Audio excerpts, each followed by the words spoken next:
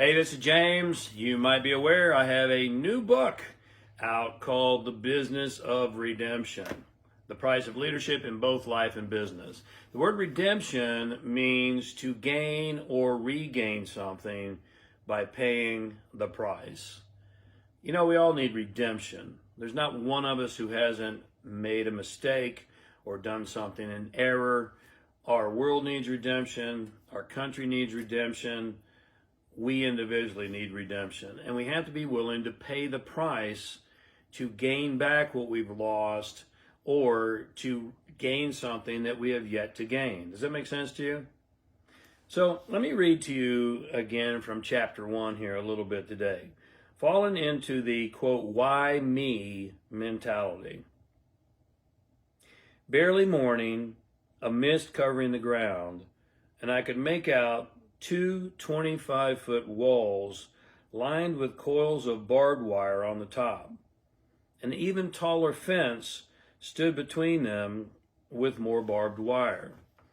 I shuffled across the yard, working on the mandatory waddle that I was learning, with my ankles and my hands tightly shackled.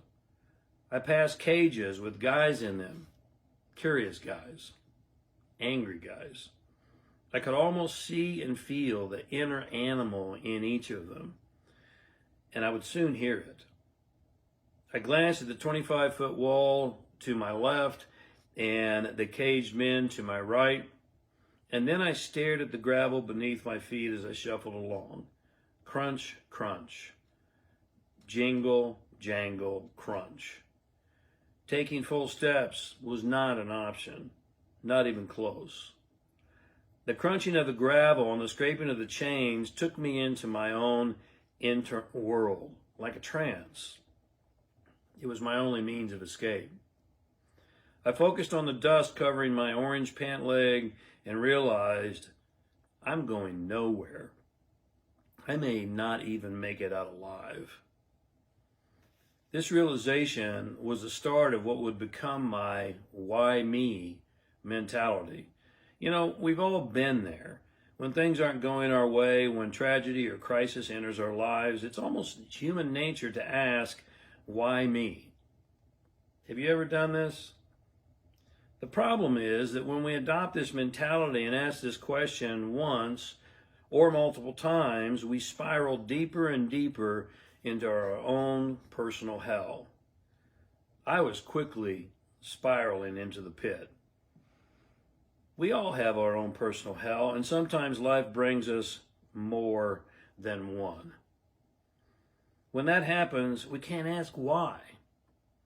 Asking why unleashes the mighty archetype. Mighty only in its ability to completely rain on us, ruin us, and destroy our lives. To leave us like a helpless little puddle of ailments in our own self-pity. Have you been there? Victims are unable to see the light or come up with an exit strategy. They have no resilience or resourcefulness. If we spend too much of our energy wondering, why me? Why now? And, well, just why? We don't have the energy or the ability to learn. Look, we all take hits. There's not one of us that doesn't. There's not one of us that is immune. The biggest difference between the victims and the victor is how long we spend feeling sorry for ourselves. Period. I'm not suggesting we'll never feel like a victim. We all will, and we do. I certainly did.